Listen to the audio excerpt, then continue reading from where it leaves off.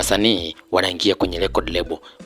bila kujua mikataba yao ni ipi. Ni maneno ya Feruzi ambapo alikuwa anatoa maoni yake baada ya msanii Harmonize kusema kwamba kama Ibra atataka kuondoka Konde Gang basi itatakiwa atoe bilioni 1, na ndipo ambapo Feruzi akaweza kutoa maoni yake. Kwa mjibu wa msanii mkongwe kabisa Feruzi Gram, amefunguka namna wasanii wanavyokuwa wanaingia na kusainiwa kwenye lebo, kuhakikisha wanaijua vizuri mikataba ili yasije yakatokea kama msanii Ibra kuambiwa alipe bilioni 1 ili atoke kwenye lebo hiyo, baada ya Harmonize kudai kwamba Ibra ili aweze kutoka kwenye lebo hiyo nitakuwa toe bilioni 1, huku akiwa anadai kwamba wasanii wengi wanavyoingia kwenye mikataba basi wao wanasaini mikataba hiyo huku wakiwa hawajui mikataba hiyo inataka nini, na ndio maana wanakuja kujutia baadaye kwa kudai kwamba wanaonewa au wanafanya vitu ambavyo sio vyenyewe. Kwa mjibu wa Harmonize ambaye alidai kwamba ili Ibra aweze kutoka kwenye record ya Konde Gang Worldwide Music inatakiwa atoe bilioni 1 kwa ajili ya kumkuza, lakini pia na gharama ambazo aliweza kuzitoa kwa ajili ya kumbrandi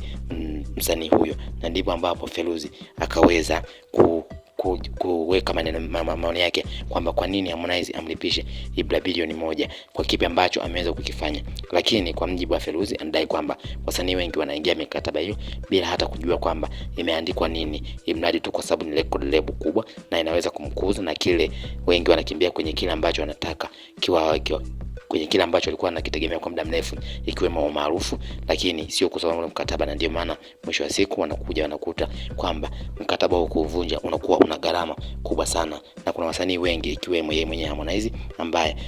wakati anatoka WCB Wasafi alionyesha kabisa kwamba hakuuelewa mkataba ambao aliingia na WCB Wasafi, na ndio maana akalalamikia, lakini baadaye akatakiwa kulipishwa zaidi ya milioni 600, na kweli akalipa milioni 600 ndipo kuondoka WCB Wasafi. Lakini safari hii yeye mwenye Harmonize amekuja kwamba